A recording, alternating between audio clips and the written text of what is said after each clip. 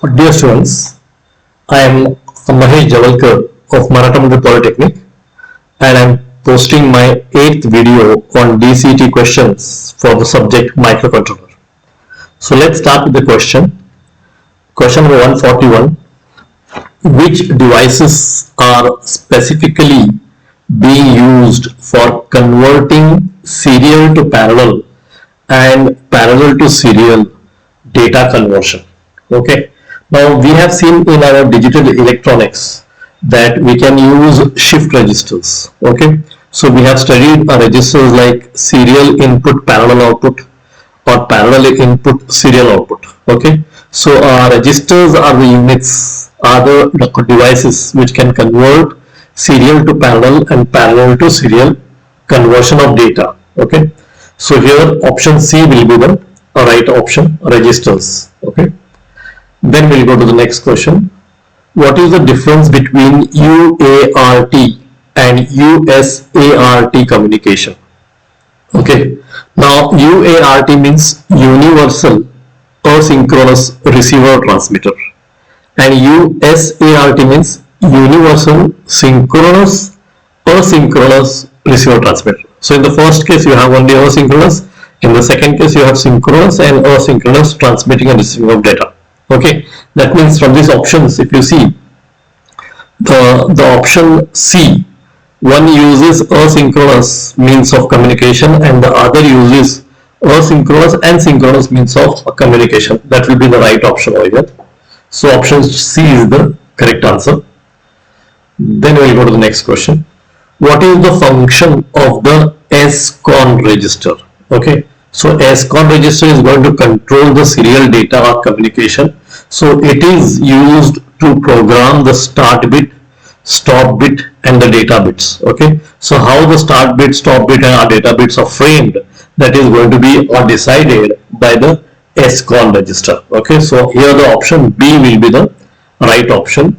SCON register is used to program the start bit, stop bit and data bits of framing. Clear? Then we'll go to the next question. What should be done if you want to double the baud rate? Okay, if you want to double the baud rate, so here the options are: change a bit of the TMOD register, change a bit of the PCON register, change a bit of the SCON register, or change a bit of the SBUF register. So TMOD register is to decide the modes of timer. PCON is the power control in which you can change the baud rate. SCON is the serial data communication or control, and SBUF is the serial data communication or buffer register. Okay, so if you remember the PCON register, okay, if you remember the PCON register, here we are showing the PCON register 0 to 8 bit. Okay, so here you can see the 8th bit, that is the bit which I have shown here. So this bit, if you make it 1, okay, if you make it 1, baud rate will be double, will double. Okay, double for mode 0, mode 0, 1 and 2 of your timers. Okay, so here SMOD, okay, so this is the bit, that is the 8th bit of PCON register. So PCON register is one which we have shown here. So this is your PCON register and these are the 8 bits of your PCON register, and in this the last bit, if you make it 1, then the baud rate will be double. So it is PCON register. So change a bit of the PCON register will be the answer. Okay, then we'll go to the next question. Question number 145. The IO port that does not have a dual purpose role. Okay, now there are many pins on your 8051 which have multi-functions. Okay, but the IO port 1 is given to the pin number 1 to 8. Okay, 1 to 8. Pin number 1 is P1.1, 1.0 and 1.1, 1.2, 1.3, 1.4, 1.5, like that. You are having pin number 1 to 8, okay, which will decide the 8 lines of port 1, and those are used only as input output lines. They don't have any multifunction. Okay, so the IO port that does not have a dual purpose role is port 1. Okay, so answer should be port 1. Then we'll go to the next question. Match the following. So first one is TCON, second one is SBUF, serial buffer, third one is TMOD, timer modes, fourth one is program status word, and fifth one is power control. Okay, so here if you see the first option TCON, okay, so here if you see the first option TCON, now TCON is controlling of the timer control. So this has to go to the second one. Okay, SBUF is the serial buffer, okay, for transmitting and receiving buffering of data. So this has to go to this one. So T mod is one which will decide the modes of operation of timer and counter. So this has to go to this timer counter modes operation. PSW contains the program status word, so it contains the status information. Okay, and PCON is the one which will decide the idle bit, power down bit, whether it is in idle mode or what. So power control. Okay, so that will go for the third one. So if you see here, the first one will have second, and second one will have fourth, third one will have fifth, and fourth one will have first, and fifth one will have third. Okay, so here I think the first option is the right option of this match the following. Okay, so here you can see the first option is the right option for the match the following. Then we'll go to next question. Question number 146. Timer 0 is a dash bit register. Okay, so timer 0 is a 16-bit register.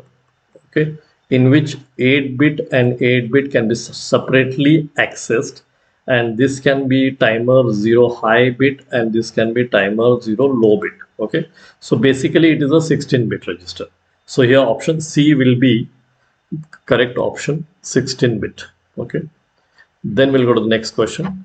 What happens when the pins of port 0 and port 2 are switched to internal address and address or data bus respectively while accessing an external memory?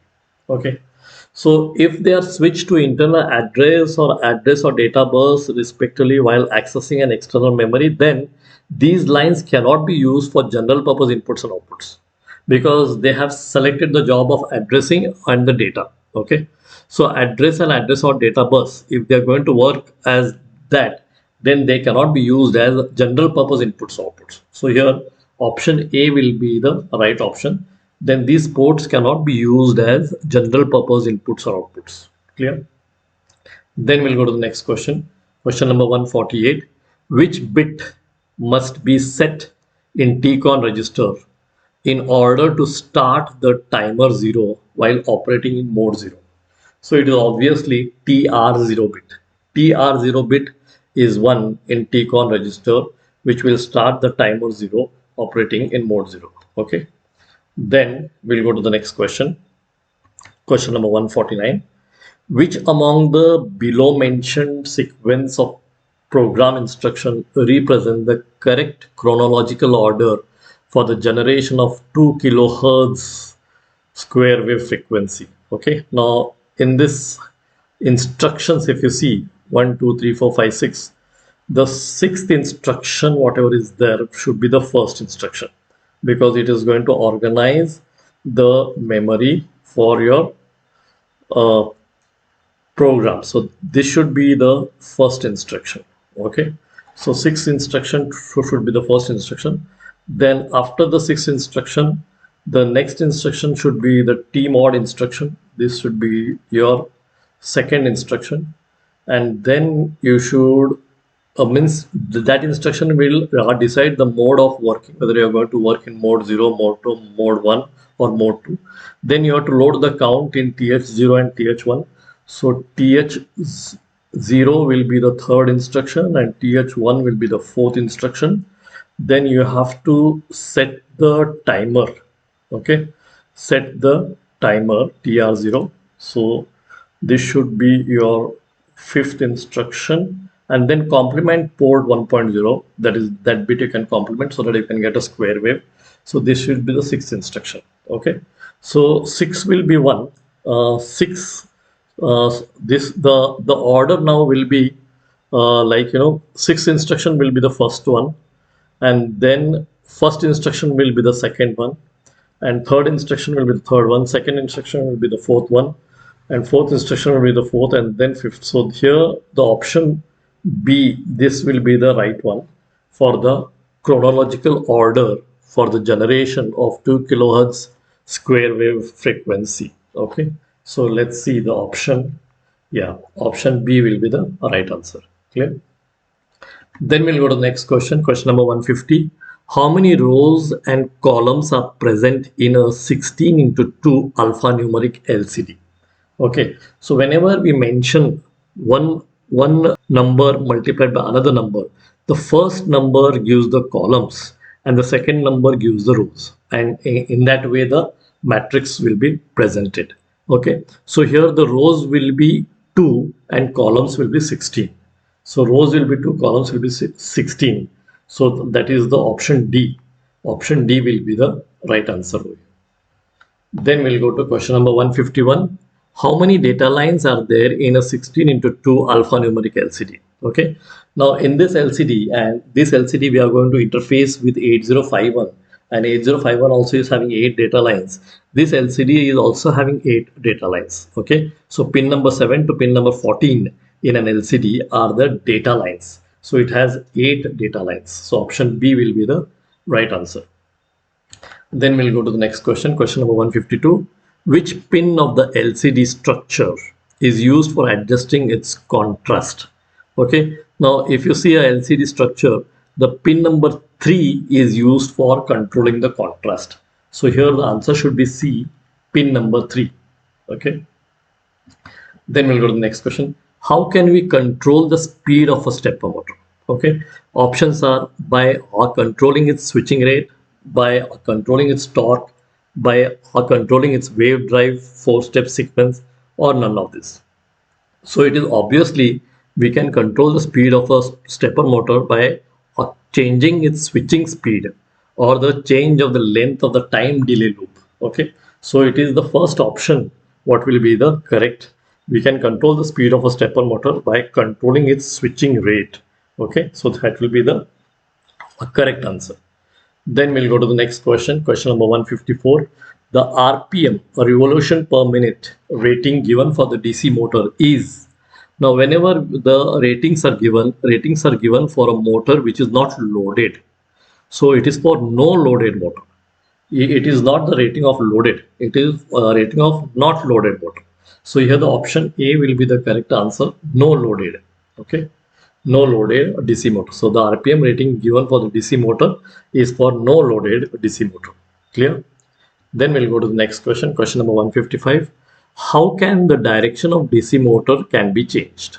So if we have seen a DC motor in our electronic labs, and we have seen that if you interchange the polarity of the input voltage what you give to the DC motor, then it can change its direction of rotation, whether it is clockwise or anti-clockwise. Okay, so here the option will be option C, by changing the polarity of voltages connected to the leads. Okay, by changing that you can change the direction, that is the rotation direction of the DC motor. Clear? So option C will be the right answer. Then we'll go to the next question, question number 156. 8 input DAC, digital to analog converter, has how many discrete voltage levels? Has how many discrete voltage levels? So 8 input DAC. So if you are having 8 input DAC, okay, DAC, digital to analog conversion, then it will be having combinations 2 raised to 8. 2 raised to 8 is nothing but 256. 256 discrete voltage levels. So here the option should be option D, 256 discrete voltage levels. And then we'll go to the next question. What is the difference between analog to digital converter ADC 0804 and MAX 1112? Okay, now ADC 0804 is used for parallel transmission. It is having 8 bits, where 8 bits can go at one time. So it is parallel or transmission, what we can have ADC. Whereas MAX112 is for serial transmission. So it is 1 bit for data output. So option A will be the right one. ADC 0804 has 8 bits and MAX 1112 has 1 bit for data output. Okay, so option A is the correct answer. This is the difference between ADC 0804 and MAX 1112. Then we'll go to the next question, 158. Which of the following statements are true about digital to analog converter 0808? Okay, so digital to analog converter is going to convert digital data into analog. Okay, so it is parallel digital data, okay, into analog conversion. So here option A will be the right answer, parallel digital data to analog data conversion. Then we'll go to question number 159. What steps have to be followed for interfacing a sensor to a microcontroller 8051? Okay, so if you read the options correctly, option B says that you have to make connections of 8051 with a ADC. Okay, first you have to connect ADC because analog to digital converter, because sensor output will be analog, and then analog to digital converter you should have. ADC will be the first unit what you are going to connect to your 8051. Okay, so here it is shown ADC. Okay, so here you can see ADC. Then after converting analog value of the sensor to digital value, okay, send that digital value to the microcontroller 8051, where the 8051 will use that value, and according to its program, it will analyze the results. According to the program return for the 8051, it will analyze the result. So here the option B are the correct steps which are followed by interfacing a sensor to a microcontroller 8051. Okay, so here option B is the right answer. Then we'll go to the next question, 160. In ADC 0808 or 0809 IC, which pin is used to select the step size? Okay, now step size is important for analog to digital conversion because step size is formulated by the formula V reference upon 2 raised to n, where n will give the how many bit ADC it is. So if it is 8 bit ADC, then it is V ref upon 2 raised to 8, then it is V ref upon 256, and Vref is 5 volts, then step size will be 5 upon 256, that is 19.53 millivolts. Okay, that means the reference voltage Vref is going to decide the step size. So here option A will be the correct answer, where Vref in ADC will decide the step size. Okay, now these were the another 20 questions which I took on a microcontroller. So same type of questions or on the same basis other questions can also come in your exams, but do practice and have a thorough knowledge of the basics of the subject. Okay, then only attempting a multiple choice question will become very easy. Okay, thank you students.